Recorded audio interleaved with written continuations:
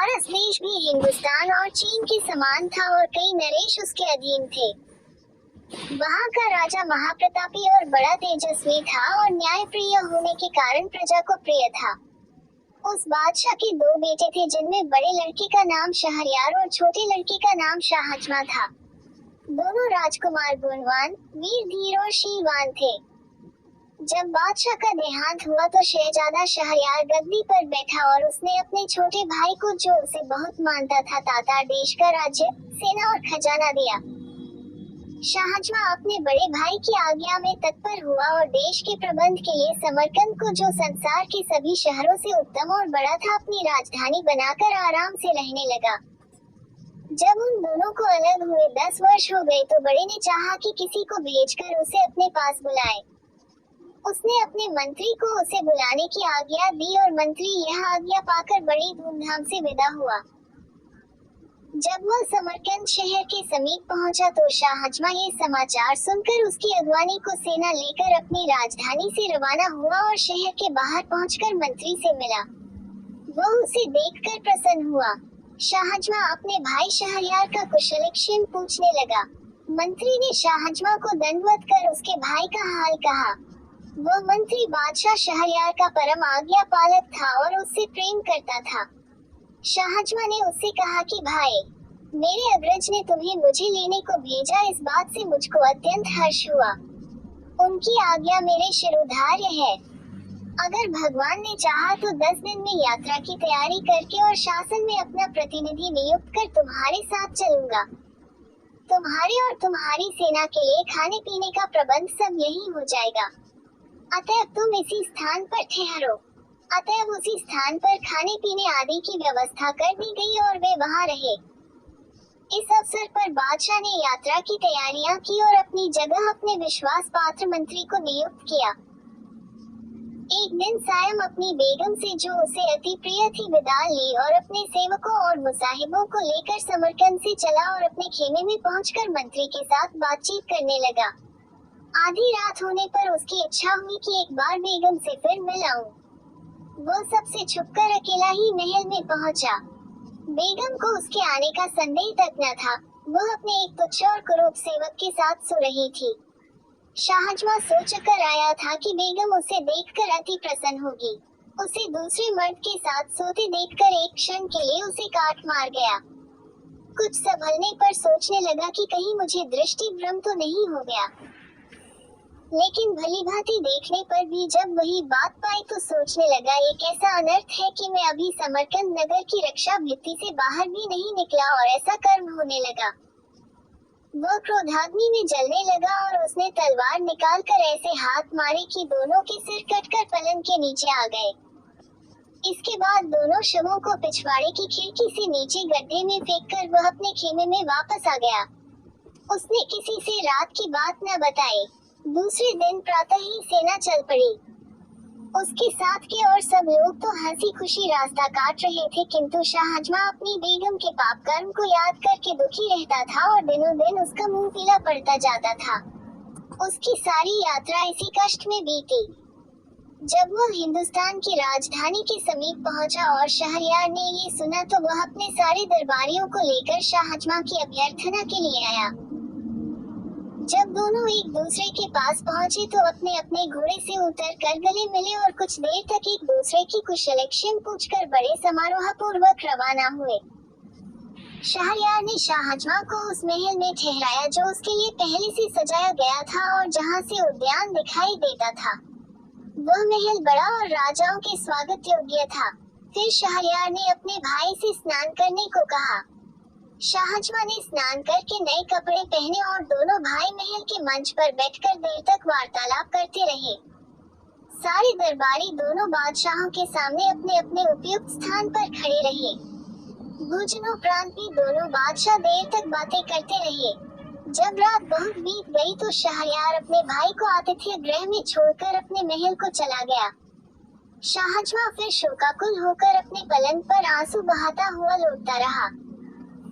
भाई के सामने वह अपना दुख छुपाए रहा, लेकिन अकेला होते ही उस पर वही दुख सवार हो गया और उसकी पीड़ा ऐसी बढ़ गई जैसे उसकी जान लेकर ही छोड़ेगी। वो एक क्षण के लिए भी अपनी बेगम का दुष्कर्म भुला नहीं पाता था। वो अक्सर हाय हाय कर उठता और हमेशा ठंडी सांसें भरा करता। उसे रातों को नींद नहीं आती थी। इसी दुख और चिंता में उसका शरीर धीरे धीरे घुलने लगा। शहरयार ने उसकी ये दशा देखी तो विचार किया कि मैं शाहजमा से तना प्रेम करता हूँ और उसकी सुख सुविधा का इतना ख्याल रखता हूँ, फिर भी सदैव ही इसे शोक सागर में निमग्न देखता हूँ। मालूम नहीं इसे अपने राज्य की चिंता खाई जाती है या अपनी बेगम का विछोह सताता है।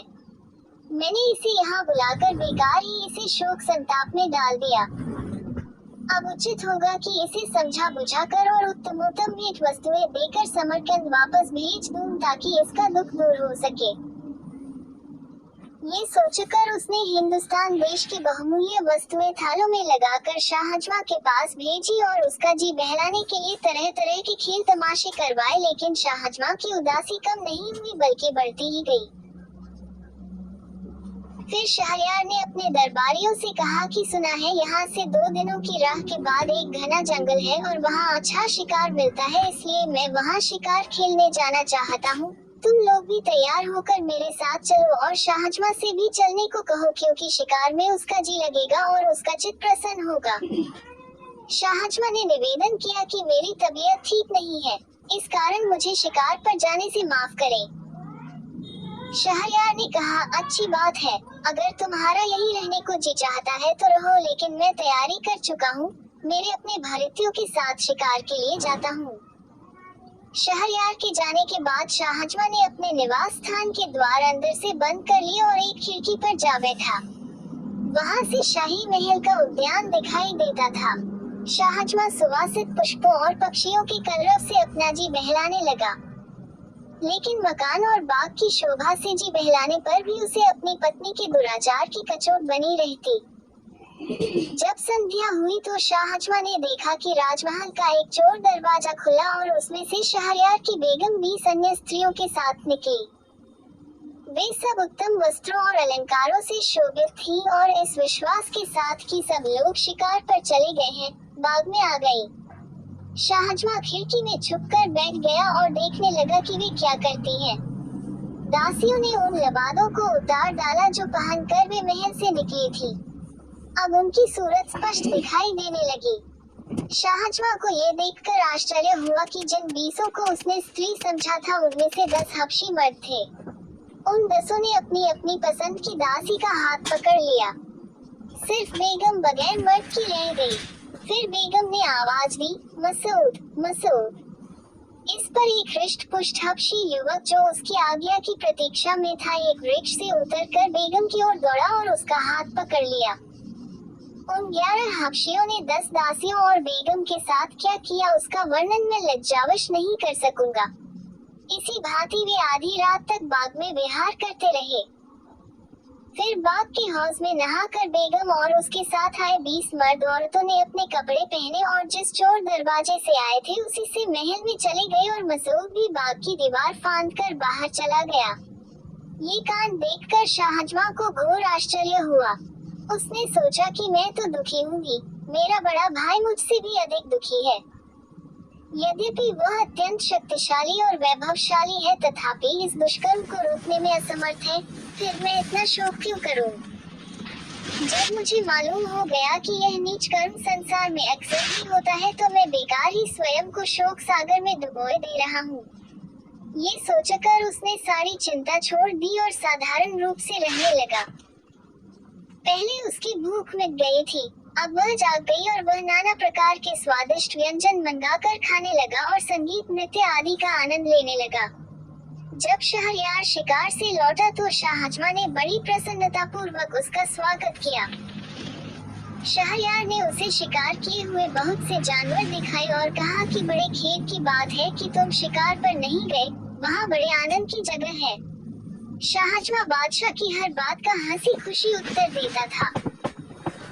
शहरयार ने सोचा था कि वापसी पर भी शाहजमा को दुख और शोक में डूबा पाएगा, लेकिन इसके विपरीत उसे प्रसन्न और संतुष्ट देखकर बोला, ए भाई, भगवान को बड़ा धन्यवाद है कि मैंने थोड़ी ही अवधि में तुम्हें प्रसन्न और व्याधिमुक्त देखा। अब मैं तुम्हें सौगंध देकर एक बात पूछता हूँ, तुम वह बात जरूर बताना। शाहजमा ने कहा, जो बात भी आप पूछेंगे मैं अवश्य बताऊंगा। शहरयार ने कहा, जब तुम अपनी राजधानी से यहाँ आए थे तो मैंने तुम्हें शोक सागर में डूबा देखा था। मैंने तुम्हारा चित्त प्रसन्न करने के लिए अनेक उपाय किए, भांति भांति के खेल तमाशे करवाए, किंतु तुम्हारी दशा जैसी की तैसी रही। मैंने बहुत सोचा कि इस दुख का कारण क्या हो सकता है, किंतु इसके सिवा कोई कारण समझ में नहीं आया कि तुम्हें अपनी बेगम के बिछोह का दुख है और राज्य प्रबंध की चिंता है। किंतु अब क्या बात हुई जिससे तुम रात दुख और चिंता दूर हो गई। शाहजमा ये सुनकर मौन रहा, किंतु जब शहरयार ने बार बार यही प्रश्न पूछा तो वह बोला, आप मेरे मालिक हैं, मुझसे बड़े हैं, मैं इस प्रश्न का उत्तर न दूंगा क्योंकि इसमें बड़ी निर्लजता की बात है। शहरयार ने कहा कि जब तक तुम मुझे यह न बताओगे तब तक मुझे चैन न आएगा। शाहजमा ने विवश होकर अपनी बेगम के कुकर्म का सविस्तार वर्णन किया और कहा कि मैं इसी कारण दुखी रहता था। शहरयार ने कहा, भैया, ये तो तुमने बड़े आश्चर्य की असंभव सी बात बताई। ये तो तुमने बड़ा अच्छा किया कि ऐसी व्यभिचारिणी को उसके प्रेमी सहित मार डाला। इस मामले में कोई तुम्हें अन्याय नहीं कह सकता। मैं तुम्हारी जगह होता तो मुझे एक स्त्री को मारने से संतोष न होता, 1000 स्त्रियों को मार डालता। बताओ कि मेरे बाहर जाने पर यह शोक किस प्रकार दूर हुआ। शाहजमा ने कहा, मुझे ये बात कहते डर लगता है कि ऐसा न हो कि यह सुनकर आपको मुझसे भी अधिक दुख हो। शहरयार ने कहा कि भाई, तुमने ये कहकर मेरी उत्कंठा और बढ़ा दी है, मुझे अब इसे सुने बगैर चैन न आएगा, इसलिए यह बात जरूर बताओ। विवश होकर शाहजमा ने मसूद, 10 दासियों और बेगम का सारा हाल बताया और बोला, ये घटना मैंने अपनी आंखों से देखी है और समझ लिया है कि सारी स्त्रियों के स्वभाव में दुष्टता और पाप होता है और आदमी को चाहिए कि उनका भरोसा न करे। मुझे ये सारा कांड देखकर अपना दुख भूल गया है और इसलिए मैं निरोग और प्रसन्नचित दिखाई देता हूँ। ये हाल सुनकर भी शहरयार को अपने भाई के कथन पर विश्वास न हुआ। वह क्रोध स्वर में बोला, क्या हमारे देश की सारी बेग में व्यभिचारिणी है? मुझे तुम्हारे कहने का विश्वास नहीं होगा जब तक मैं खुद अपनी आंखों से यह न देख लूं। संभव है तुम्हें भ्रम हुआ हो। शाहजमा ने कहा, भाई साहब, आप खुद देखना चाहते हैं तो ऐसा कीजिए कि दोबारा शिकार के लिए आज्ञा दीजिए। हम आप दोनों फौज के साथ शहर से कूच करके बाहर चले। दिन भर अपने खेमों में रहे और रात को चुपचाप इसी मकान में आ बैठे। फिर निश्चय ही आप वह सारा व्यापार अपनी आंखों देख लेंगे जो मैंने आपको बताया है। शहरयार ने यह बात स्वीकार करके दरबारियों को आज्ञा दी कि कल मैं फिर शिकार को जाऊंगा। अतः दूसरे दिन प्रातःकाल ही दोनों भाई शिकार को चले और शहर के बाहर जाकर अपने खेमों में ठहरे। जब रात हुई तो शहरयार ने मंत्री को बुलाकर आज्ञा दी कि मैं एक जरूरी काम से जा रहा हूँ, तुम फौज के किसी आदमी को यहाँ से जाने न देना। तत्पश्चात दोनों भाई घोड़ों पर सवार होकर गुप्त रूप से शहर में आए और सवेरा होने के पहले ही शाहजमा के महल की उसी खिड़की में आ बैठे जिससे शाहजमा ने सारा कांड देखा था। सूर्योदय के पूर्व ही महल का चोर दरवाजा खुला और कुछ देर में बेगम अपने उन्हीं स्त्री वेशधारी हबशियों के साथ वहां से निकलकर बाग में आई और मसूद को पुकारा। ये सारा हाल जो न कहने के योग्य है न सुनने के देखकर शहरयार अपने मन में कहने लगा कि हे भगवान, ये कैसा अनर्थ है कि मुझ जैसे महान नृपति की पत्नी ऐसी व्यभिचारिणी हो। फिर वो शाहजमा से बोला कि यह अच्छा रहेगा कि हम इस क्षणभंगुर संसार को, जिसमें एक क्षण आनंद का होता है दूसरा दुख का, छोड़ दें और अपने देशों और सेनाओं का परित्याग करके अन्य देशों में शेष जीवन काटें और इस घृणित व्यापार के बारे में किसी से कुछ न कहें। शाहजमा को ये बात पसंद नहीं आई, किंतु अपने भाई की अत्यंत दुखी दशा देखकर उसने इनकार करना ठीक न समझा और बोला, भाई साहब, मैं आपका अनुचर हूँ और आपकी आज्ञा को पूर्ण रूप से मानूंगा, लेकिन मेरी एक शर्त है। जब आप किसी व्यक्ति को अपने से अधिक इस दुर्भाग्य से पीड़ित देखें तो अपने देश को लौटाएं। शहरयार ने कहा, मुझे तुम्हारी यह शर्त स्वीकार है, लेकिन मेरा विचार है कि संसार में किसी मनुष्य को हमारे जैसा दुख नहीं होगा। शाहजमा ने कहा, थोड़ी सी ही यात्रा करने पर आपको इस बात का पता अच्छी तरह से चल जाएगा। अतएव वे दोनों छुपकर एक सुनसान रास्ते से नगर के बाहर एक ओर को चले। दिन भर चलने के बाद रात को एक पेड़ के नीचे लेटकर सो रहे। दूसरे दिन प्रातःकाल वे वहां से भी आगे चले और चलते चलते एक मनोरम वाटिका में पहुंचे जो एक नदी के तट पर बनी हुई थी। इस वाटिका में दूर दूर तक घने और बड़े बड़े वृक्ष लगे थे। वहां एक वृक्ष के नीचे बैठकर वे सुस्ताने लगे और बातचीत करने लगे। थोड़ी ही देर हुई थी कि एक भयानक शब्द सुनकर दोनों अत्यंत भयभीत हुए और कांपने लगे। कुछ देर में देखा कि नदी के जल में दरार हुई और उसमें से एक काला खंभा निकलने लगा। वह इतना ऊंचा हो गया कि उसका ऊपरी भाग आकाश के बादलों में लुप्त हो गया। ये कांड देखकर दोनों भाई और भी भयभीत हुए और एक ऊंचे वृक्ष पर चढ़कर उसकी डालियों और पत्तों में छुपकर बैठ गए। उन्होंने देखा कि काला खंभा नदी के तट की ओर बढ़ने लगा और तट पर आकर एक महाभयानक दैत्य के रूप में परिवर्तित हो गया। अब वे दोनों और भी घबराए और एक और ऊंची डाल पर जा बैठे। दैत्य नदी तट पर आया तो उन्होंने देखा कि उसके सिर पर एक शीशे का बड़ा और मजबूत संदूक है जिसमें पीतल के 4 ताले लगे हैं। दैत्य ने नदी तट पर आकर सिर से संदूक उतारा और उसी वृक्ष के नीचे रख दिया जहां दोनों भाई छुपे थे। फिर उसने कमर से लटकती हुई 4 चाबियों से संदूक के चारों ताले एक एक करके खोले।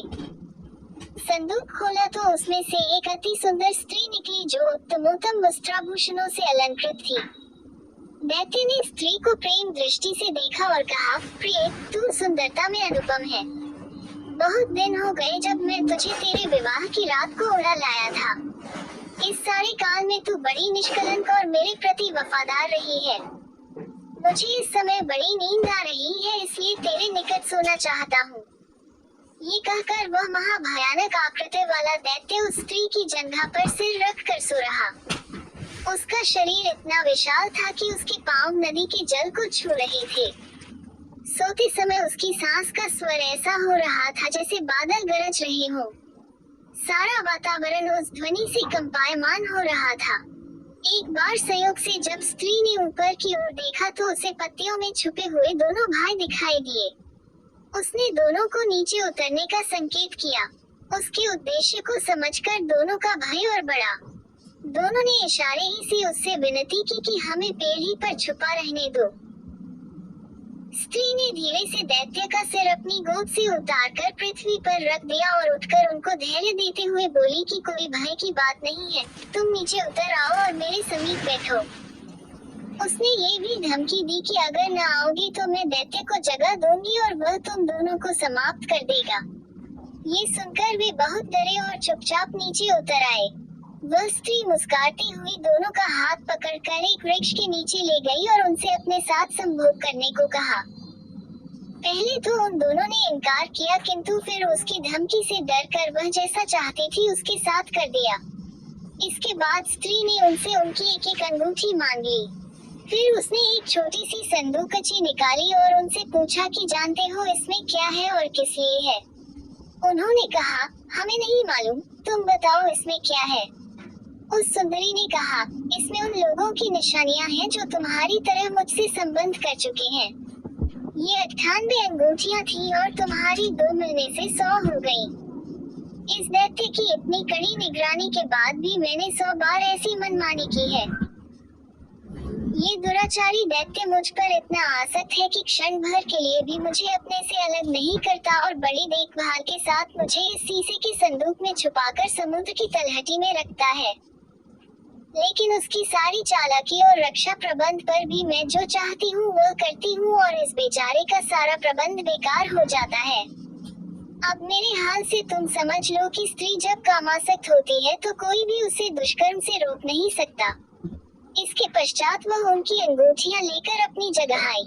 उसने दैत्य का सिर फिर अपनी गोद में रख लिया और इन दोनों को संकेत किया कि चले जाओ। दोनों वहां से चल दिए और जब बहुत दूर निकल गए तो शाहजमा ने अपने बड़े भाई शहरयार से कहा, देखिए, इतनी सुरक्षा और कड़े प्रबंध पर भी यह स्त्री अपने मन की अभिलाषा पूरी कर रही है। ये भी देखिए कि दैत्य को उस पर कितना विश्वास है और वह उसकी निष्कलंकता की कैसी प्रशंसा कर रहा था। अब आप ही न्यायपूर्वक बताएं कि इस बेचारे पर हम लोगों से अधिक दुर्भाग्य है या नहीं। हम जो बात ढूंढने निकले थे वह हमें मिल गई। अब हमें चाहिए कि अपने अपने देशों को चले और किसी स्त्री से विवाह न करें, क्योंकि शायद ही कोई स्त्री निष्पाप हो।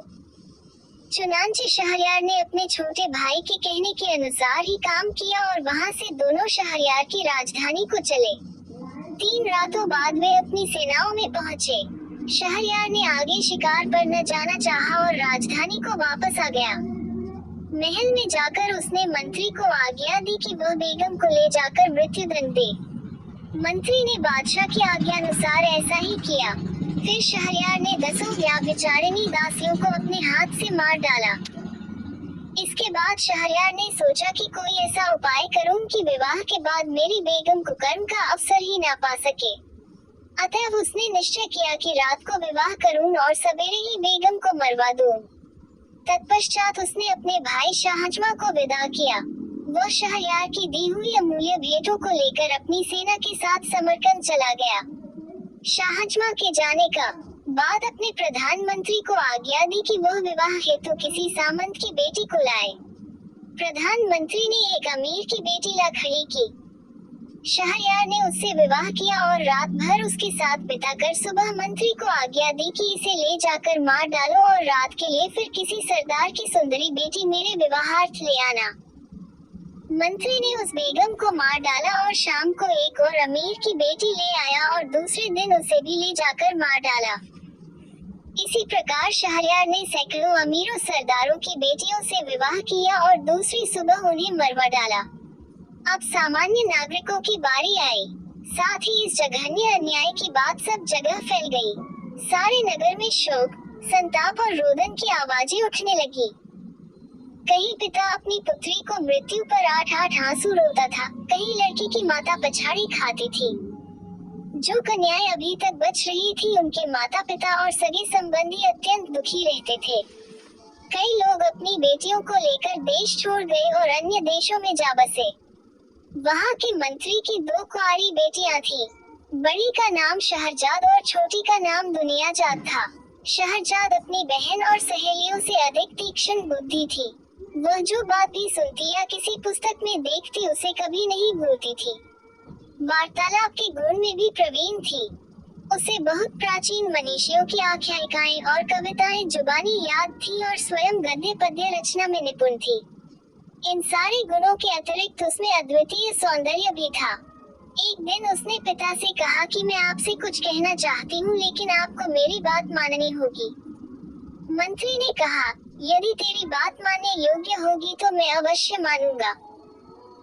शहरजाद ने कहा कि मेरा निश्चय है कि मैं बादशाह को इस अन्याय से रोकूं जो वह कर रहा है और जो कन्याएं अभी बची है उनके माता पिता को चिंता मुक्त कर दूं।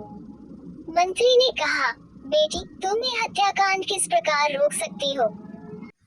तुम्हारे पास कौन सा ऐसा उपाय हो सकता है जिससे यह अन्याय बंद हो? शहरजाद बोली, यह आपके हाथ में है। मैं आपकी सौगंध देकर कहती हूँ कि मेरा विवाह बादशाह के साथ कर दीजिए। मंत्री यह सुनकर कांपने लगा और बोला, बेटी तू पागल हो गई है क्या जो ऐसी वाहियात बातें कर रही है? क्या तुझे बादशाह के प्रण का पता नहीं है? तू सोच समझ कर बात किया कर। तू किस तरह बादशाह को इस अन्याय से रोक सकेगी? बेकार ही अपना जान गंवाएगी। शहरजाद ने कहा, मैं बादशाह के प्रण को भली भांति जानती हूँ, परंतु अपने इस विचार को किसी प्रकार न छोड़ूंगी। यदि मैं अन्य कन्याओं की भांति मारी गई तो इस आसार से मुक्ति पा जाऊंगी, और अगर मैंने बादशाह को इस अत्याचार से विमुख कर दिया तो अपने नगर निवासियों का बड़ा हित कर सकूंगी।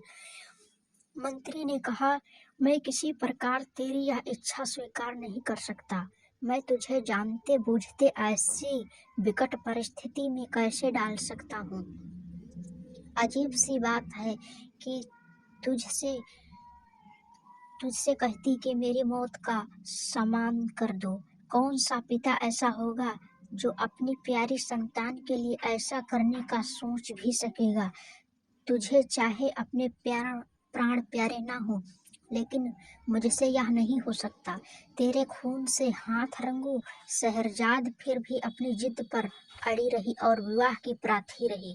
मंत्री ने कहा, तू बेकार ही मुझे गुस्सा दिला रही है। आखिर क्यों तू मरना चाहती है? क्यों अपने प्राणों से इतना रुष्ट है? सुन ले, जो भी व्यक्ति किसी काम की बगैर सोच विचार से करता है, उसे बाद में पछताना पड़ता। मुझे भय है कि तेरी दशा उस गधे की तरह ना हो जाए, जो सुख में रहता था किंतु मूर्खता के कारण दुख में पड़ा। शहरजाद ने कहा, यह कहानी मुझे बताइए। मंत्री ने कहानी सुनाई।